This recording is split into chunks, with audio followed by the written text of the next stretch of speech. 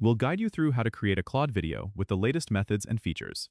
If you find this helpful, consider subscribing and liking the video. First, open your web browser and go to the Claude platform website. Once you're on the homepage, sign in to your account using your credentials.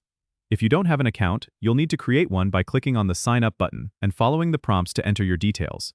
After signing in, navigate to the Video Creation section by clicking on the Project tab located at the top of the page. Here, you'll see an option to start a new project. Click on New Project and you'll be taken to the Video Editor interface. Now, you can upload your video clips or images by clicking on the Upload button. You can drag and drop files directly into the browser window for convenience. Once your media is uploaded, you can start editing. Use the timeline feature at the bottom to arrange clips in the desired sequence. You can trim, cut, and adjust them as needed by selecting each clip and using the editing tools on the side panel. To add text, click on the Text option in the toolbar, choose a style, and type your desired text in the text box that appears on the video. You can adjust the font, size, and color to match your theme. If you want to include music or sound effects, click on the Audio tab, and you can either upload your own audio files or select from the library provided by Claude. Remember to preview your video by clicking the play button to ensure everything looks just right.